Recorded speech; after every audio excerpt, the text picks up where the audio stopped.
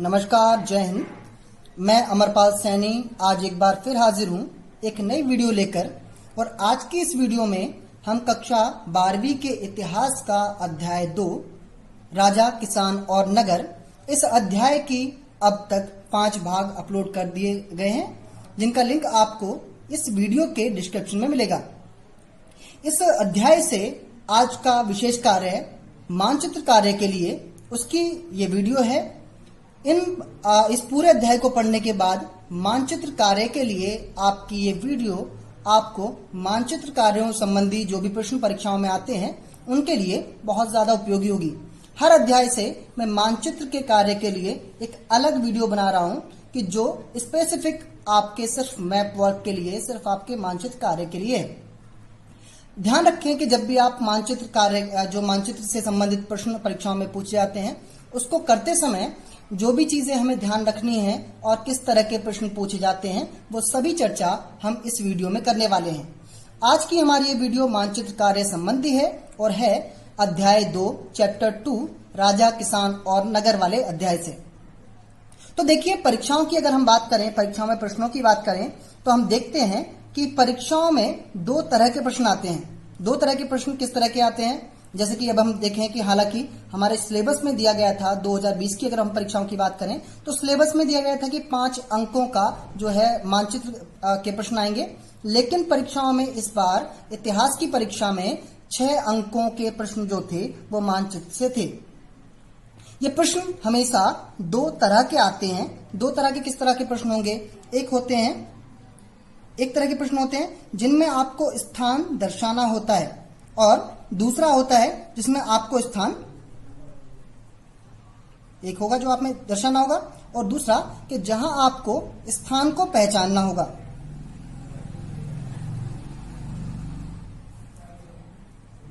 एक तरह का प्रश्न होगा कि जहां आपको स्थान दर्शाना होगा और दूसरा तरह का प्रश्न होगा जहां आपको स्थान को पहचानना होगा। उदाहरण के तौर पर हम बात कर लें किस तरह के प्रश्न। अगर हम इसी अध्याय से, अपने अध्याय 2 से बात करें, तो अध्याय 2 में सबसे प्रमुख स्थान की हम बात करें तो मगध की। मगध के बारे में पढ़ते समय, मगध जो कि एक सर्वाधिक शक्तिशाली महाजनपद था, मगध जो कि सबसे ज्यादा जो है कहें कि सबसे ज्यादा विशेष महाजनपद था, मगध के लिए अगर ये वाले प्रश्न बने, तो जब आपसे इस तरह का प्रश्न पूछा जाए मगध संबंधी कि स्थान को दर्शाने वाला, तो आपको प्रश्न में दिया जाएगा कि दिए गए मानचित्र में मगध या कोई 2 और आपको दिए गए जाएंगे कि इन स्थानों को दर्शाइए। तो वहां क्या होगा कि जहां भी मगध है, मानचित्र में जहां भी मगध है वो आपको दर्शाना होगा। अब हमें पता है, हमने पढ़ा है कि मगध जो है वो वर्तमान बिहार में स्थित है। तो ये भारत का मानचित्र आप देखें, यहां हम बिहार में मगध को दर्शाएंगे। तो ये हो गया दर्शाने वाला प्रश्न, जिसमें 3 स्थान आपको दर्शाने होते हैं। तो मगध आपको अगर पता है कि आप कहां पर है पूरे मानचित्र में, वहां आप मगध दर्शा देंगे।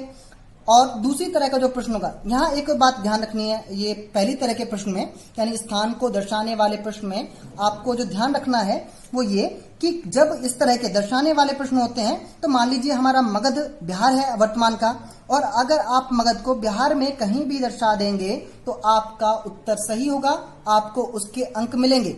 दर्शाने वाले में जो कहें कि राज्यों की सीमा है, आपको उसका ध्यान रखना है, और राज्य में आप कहीं भी उस स्थान को दर्शा दें तो आपको अंक मिलने की पूरी संभावना होती है। लेकिन अगर हम बात करें शब्द जो है स्थानों को पहचानने वाला प्रश्न, देखिए 3 नंबर वाला प्रश्न होगा, 3 अंकों का होगा स्थान दर्शाने वाला जो है प्रश्न, और 3 ही अंकों का था स्थान को पहचानने वाला प्रश्न। 3 नंबर का दर्शाने वाला, 3 नंबर का पहचानने वाला। तो दर्शाने वाले स्थान में अगर आप जो है थोड़ा सा लेफ्ट राइट अगर जो है दर्शाते हैं, लेकिन वो स्थान उसी राज्य से संबंधित है जहां वास्तव में है, तो आपको उसके अंक मिलने की संभावना होगी।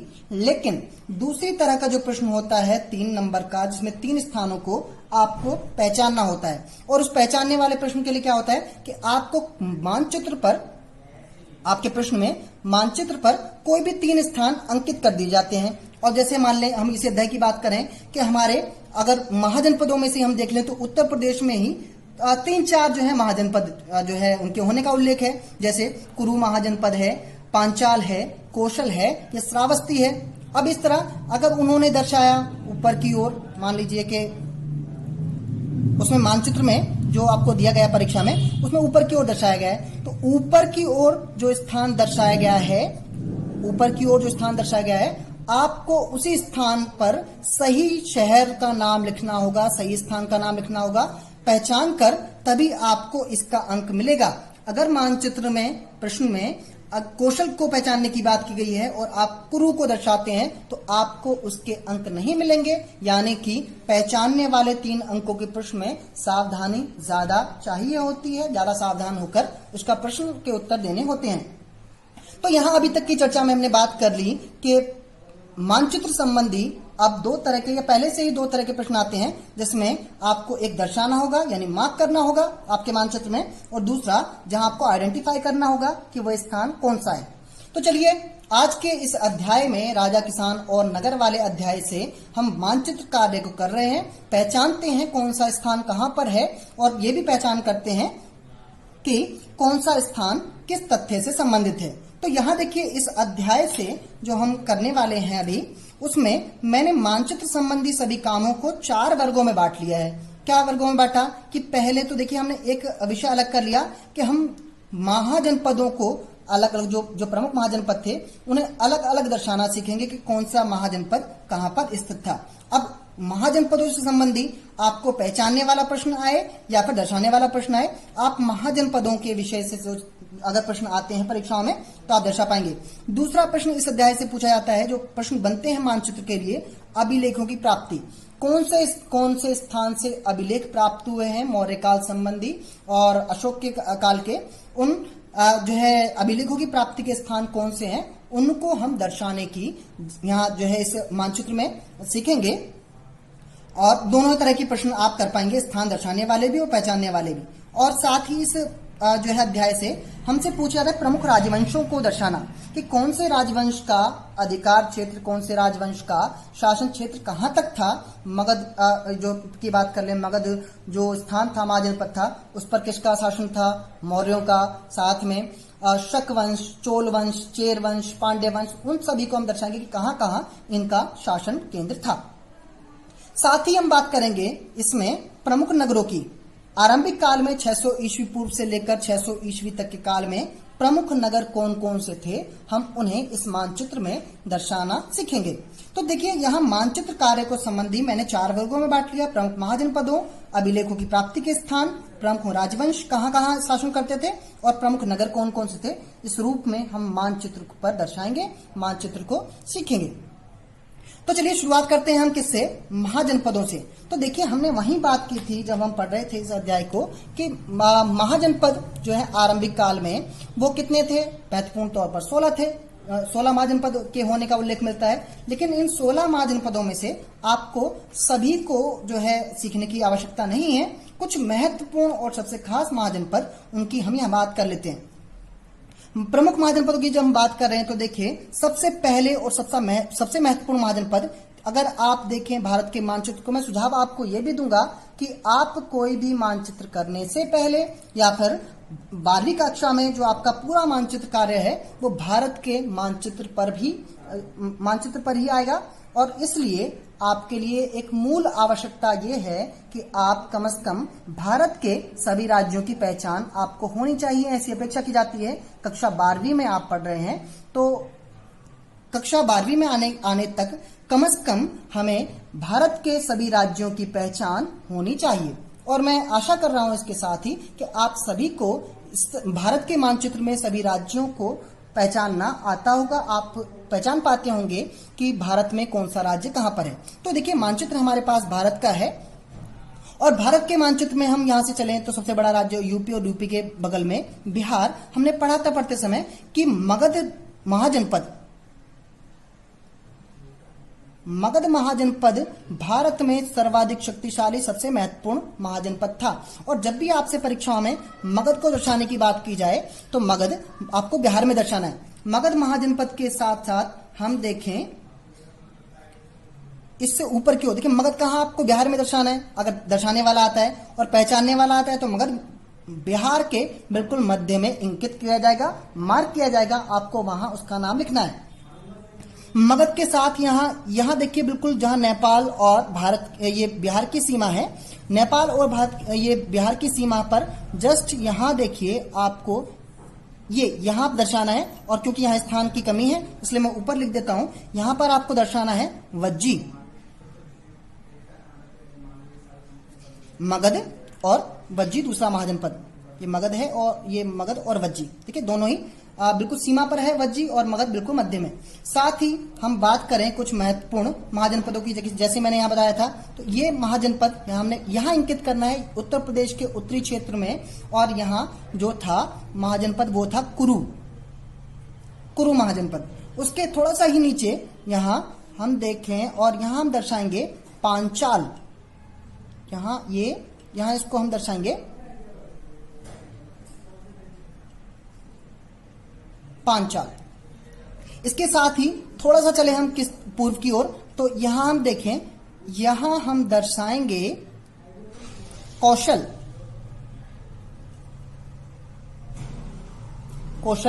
और उत्तर प्रदेश में ही आपको जो दर्शाना है वो दर्शाना है वाराणसी। तो देखिए हम बात कर रहे हैं किसकी, प्रमुख महाजनपदों की हम अभी बात कर रहे हैं, और प्रमुख महाजनपदों में से मगध, वज्जी, कुरु, पांचाल, कौशल, वाराणसी। और इधर आप चलें भारत के उत्तरी क्षेत्र में जाएं और भारत के उत्तरी क्षेत्र से पश्चिम की ओर चलना शुरू करें, तो यहां आप पहचान पाएंगे गांधार, अफगानिस्तान में।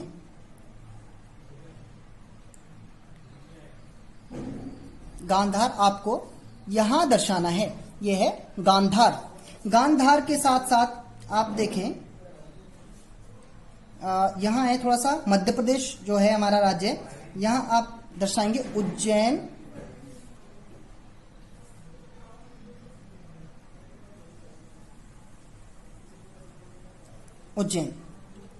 तो देखिए हम प्रमुख महाजनपदों की बात कर रहे हैं, मगध, वज्जी, कुरु, कौशल, पांचाल और वाराणसी, गांधार इत्यादि। इन महाजनपदों की हम विशेष रूप से यहां महाजनपदों में इनकी गणना कर रहे हैं।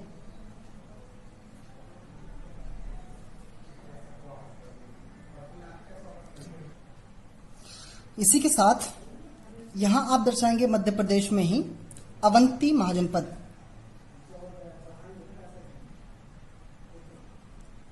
अवंती, तो देखिए यहां हम जो है इस मानचित्र में जो बात कर रहे हैं, सबसे पहले हमारे पॉइंट की प्रमुख महाजनपदों की।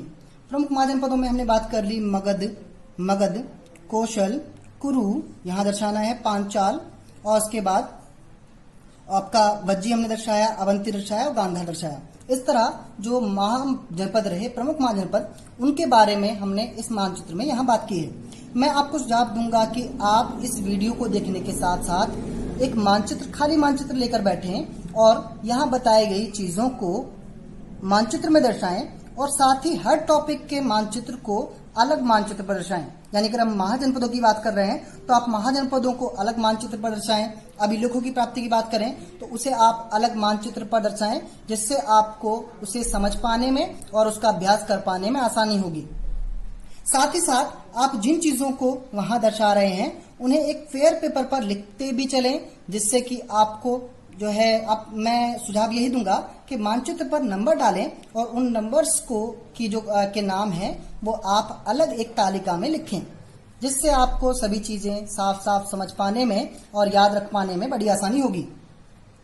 तो देखिए यहाँ हम जो महत्वपूर्ण महाजनपदों की बात कर रहे थे, यहाँ तक अभी तक जो हमने बात की, ये सभी महत्वपूर्ण महाजनपद जो हैं हमने उनकी बात की है अभी तक,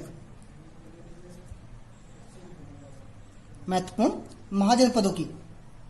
आगे चले तो हम बात करें अभिलेखों की प्राप्ति की।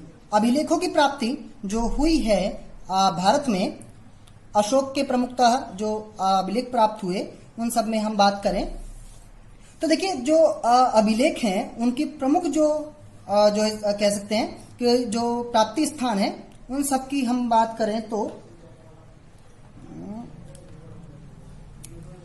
हम देखें सबसे पहले क्या, गांधार जो महाजनपद था उसी से संबंधित है कांधार।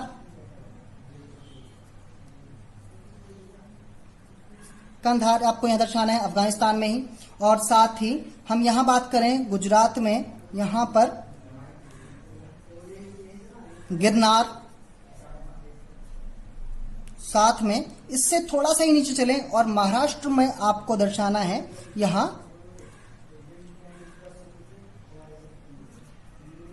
सोपारा, और साथ ही जो हम अभी जो बात कर रहे हैं कि जो बड़े तौर पर अभिलेख प्राप्त हुए हैं उन शहरों की, उन स्थानों की, तो इसी में देखिए आप यहां हम देखें तो मेरठ जो है यहां उत्तर प्रदेश, आप देखें उत्तर प्रदेश के उत्तरी भाग में स्थित है। यहां पर मेरठ काफी फेमस जगह है, शहर है आज, तो मेरठ में जो है प्राप्त हुए। साथ ही साथ आप देखें उत्तर प्रदेश में यहां आप दर्शाएंगे उत्तर प्रदेश के निचले हिस्से में कौशाम्बी, कौशाम्बी मैं इसको यहां दर्शाऊं, इधर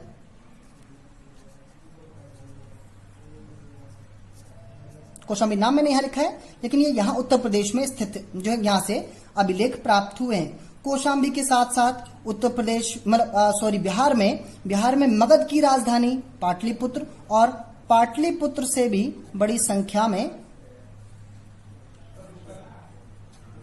पाटलिपुत्र से भी बड़ी मात्रा में अभिलेख प्राप्त हुए। और साथ ही साथ यहां देखिए उत्तर, ये मध्य प्रदेश है, और मध्य प्रदेश के सांची से, मध्य प्रदेश का सांची, जहां से हमें बड़ी तादाद में, बड़ी मात्रा में अभिलेख प्राप्त हुए हैं। साथ ही साथ जो अभिलेख प्राप्त हुए हैं वो यहां पर है, आप देखें ये जो है हमारा, ये है उड़ीसा, और उड़ीसा के शिशुपालगढ़,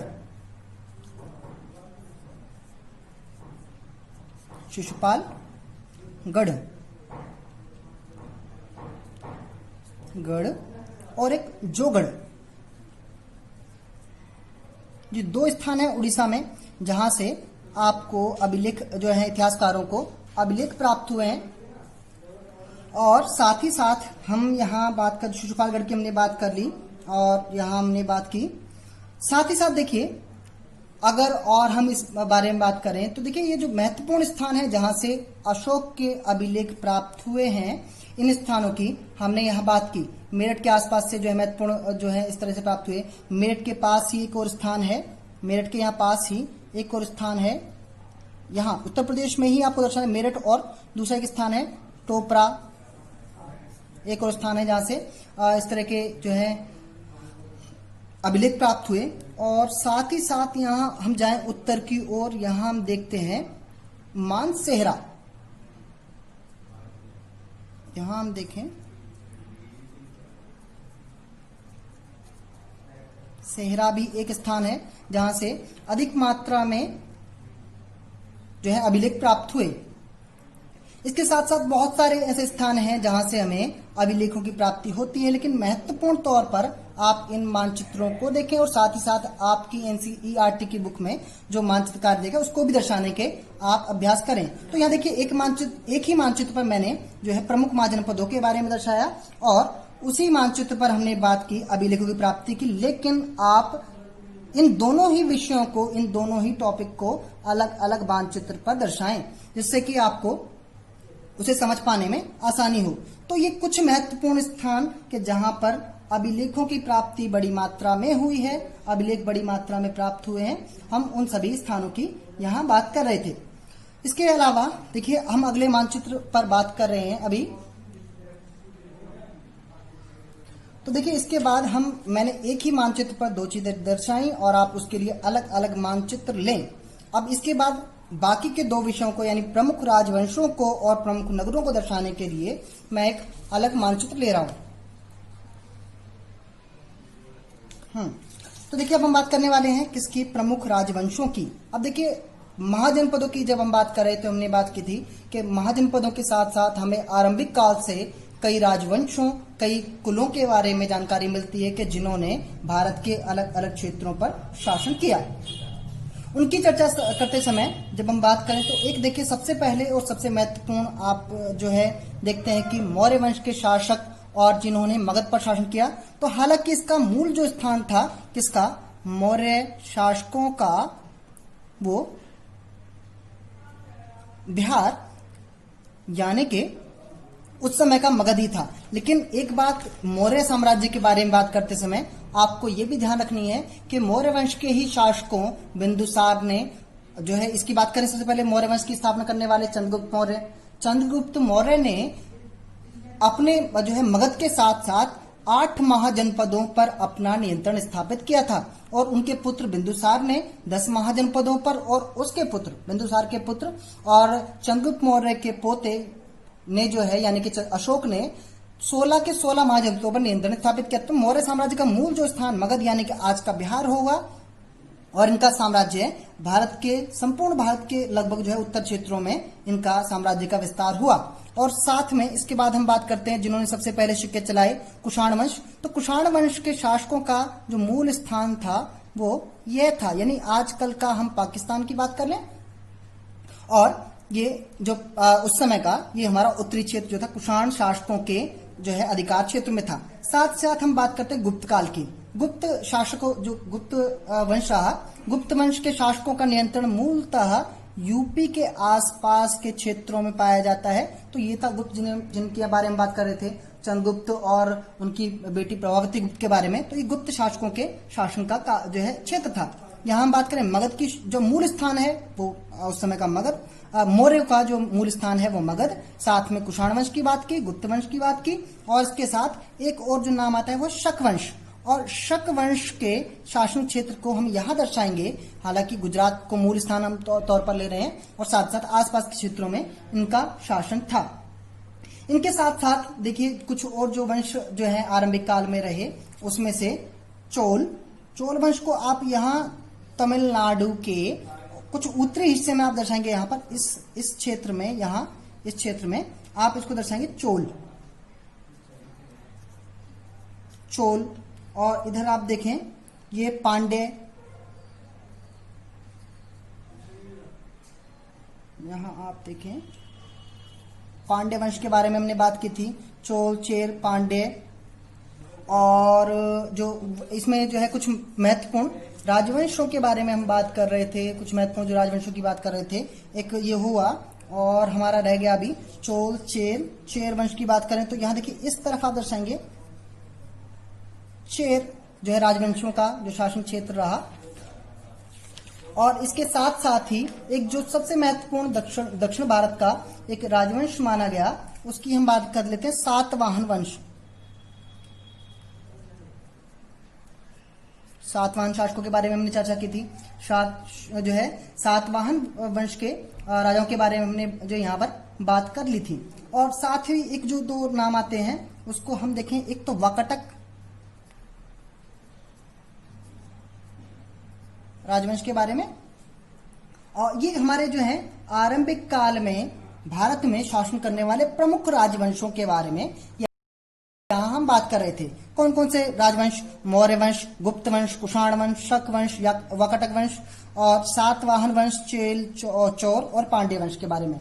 इसी मानचित्र पर अभी देखिए हमने यहाँ इसकी बात कर ली प्रमुख राजवंशों की, और इसके बाद जो प्रमुख नगर हैं आरंभिक काल के प्रमुख नगरों के बारे में बात की जाती है। मैं उसे इसी मानचित्र पर दर्शा रहा हूं, लेकिन आप उसके लिए एक अलग मानचित्र लें और साथ ही साथ चीजों को दर्शाते हुए चलें। तो देखिए जब हम कुछ स्थानों की बात करते हैं तो इसमें से हमने पहले ही बात की थी, यहाँ इस क्षेत्र में केरलपुरम या केरल पुत्र के नाम से भी कहा गया इसको, केरलपुरम या केरल जो है पुत्र के नाम से भी है। उसके बाद यहाँ इस क्षेत्र में पुहार की बात कर ले हम, एक जो महत्वपूर्ण क्षेत्र रहा पुहार, और उसके साथ ही साथ कुछ महत्वपूर्ण जो राज्य और महत्वपूर्ण कहें कि स्थान रहे, उनमें से हम बात करें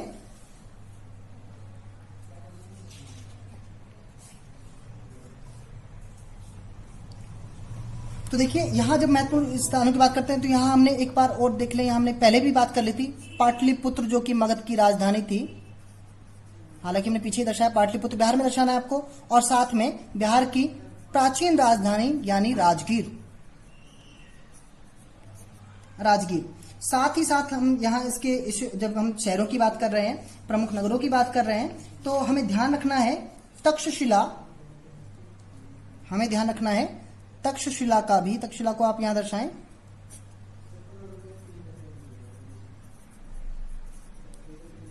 तक्षशिला और आपको दर्शाना है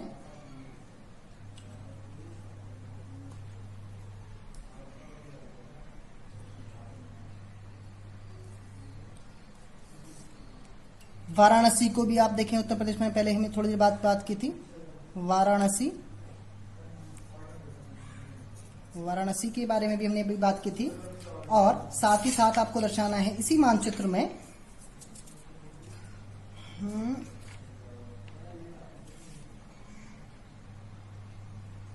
स्वर्णगिरी। देखिए आजकल जो है ये पड़ता है हमारा, यहां आपको दर्शाना है झारखंड में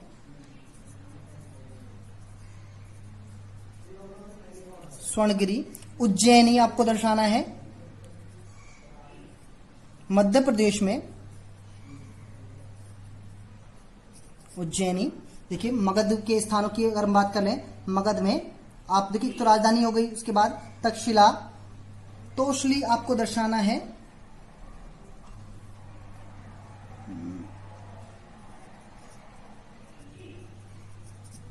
तो देखिए यहां हम उन महत्वपूर्ण स्थानों की बात कर रहे हैं जो कि हमें आरंभिक काल से देखने को मिलते हैं, जो कि हमें जो है इस जो हमारे दूसरे अध्याय से हमें प्रमुख रूप से जिनको दर्शाने की कई बार जो है बारे में पूछा जाता है। तो ये जो महत्वपूर्ण स्थान जिनके बारे में हमने अभी बात की, जिनके बारे में अभी हमने चर्चा की, वो सबसे ज्यादा महत्वपूर्ण स्थान है। इसी के साथ उज्जैनी के साथ एक महत्वपूर्ण स्थान का नाम आता है विदिशा। हालांकि पहले भी बात की, जो कि मध्य प्रदेश में आपको दर्शाना है विदिशा। कन्नौज की अगर बात करें तो देखिए यहाँ यूपी में ही आपको दर्शा देना है कन्नौज, यहाँ इस क्षेत्र में आपको दर्शाना है कन्नौज। मथुरा की बात करें तो मथुरा भी आपको पता है कि यूपी में ही है। और इस तरह जो महत्वपूर्ण स्थान, महत्वपूर्ण नगर जिनकी हम बात कर सकते हैं इस अध्याय में, वो आपके सामने इस मानचित्र में है। और साथ ही साथ देखिए कि ये जो हमारा मानचित्र है, हमने इसमें 2 टॉपिक की बात की, प्रमुख राजवंशों की, प्रमुख नगरों की। सुझाव आपको यही है कि आप इस अध्याय को या किसी भी अध्याय के मानचित्र को करते समय उसकी NCERT बुक्स में दी गई मानचित्र को अवश्य देखें, उन स्थानों की पहचान अवश्य कर लें। यहाँ कुछ महत्वपूर्ण नगरों के बारे में, कुछ महत्वपूर्ण जो स्थान थे उनके बारे में, कहाँ कौन कौन से महाजनपद थे उनके बारे में, अभिलेखों की प्राप्ति कहाँ से हुई उनके बारे में, इन सब की हमने यहाँ इस वीडियो में बात की है। साथ ही आप यह भी ध्यान रखें कि जब आप मानचित्र को का कार्य कर रहे हैं, मानचित्र को भरना सीख रहे हैं, तो उस समय आपको दोनों तरह के प्रश्नों को ध्यान में रखकर अपनी तैयारी करनी है। यानी कि स्थानों को दर्शाने वाले प्रश्नों को लेकर भी और पहचानने वाले स्थानों को पहचानने वाले प्रश्नों की भी जो है ध्यान में आपको रखना है। तो चलिए इस वीडियो में, आज की इस वीडियो में विशेष भाग में, जिसमें हमने अध्याय 2 राजा, किसान और नगर से जो महत्वपूर्ण मानचित्र कार्य है उसकी चर्चा की है। कुछ महत्वपूर्ण जो स्थान उनको दर्शाना हमने सीखा है, और सुझाव के साथ कि आप NCERT की जो बुक्स हैं उनका सहयोग जरूर लें, उनके अनुसार ही अपनी तैयारी, अपना अध्ययन करें। और साथ ही आपको ये वीडियो कैसी लगी कमेंट बॉक्स में जरूर बताएं। अगली वीडियोस आपको लगातार मिलती रहेंगी। इस वीडियो को देखने से पहले कक्षा 12वीं की जितनी भी वेब सीरीज हम जो है चला रहे हैं, जिसमें इतिहास, राजनीतिक विज्ञान, भूगोल और अर्थशास्त्र, इन 4 महत्वपूर्ण विषयों की वीडियोस जो है अपलोड हो रही हैं। आप वो वीडियोस जरूर देखें। अगर आपने अभी तक चैनल सब्सक्राइब नहीं किया है तो चैनल सब्सक्राइब जरूर कर लें, और अगर आपको वीडियो पसंद आती है तो लाइक करें। साथ ही साथ अपने साथियों के साथ भी ये वीडियो शेयर करें, जिससे कि इन वीडियोस का लाभ सभी को मिल पाए, सभी इस वीडियो से जुड़ पाए। अब देखिए इसके साथ ही मानचित्र के साथ मैंने आपको पहले भी कहा कि आप इन विषयों को मानचित्र जो है भरते समय अलग अलग विषय के लिए अलग अलग मानचित्र लें। और भारत के मानचित्र की पहचान जो है अपेक्षा की जाती है कि छोटी कक्षाओं में बच्चे भर लेना सीख लेते हैं, और आशा है, मुझे पूरा विश्वास है कि आप इस स्तर पर आकर भारत को कम से कम जो है बहुत अच्छी तरह जान लेंगे, भारत के स्थानों में पहचान कर पाना बहुत अच्छी तरह सीख लेंगे। तो चलिए मिलते हैं अगली वीडियो में, अगले भाग में। तब तक के लिए जय हिंद, नमस्कार।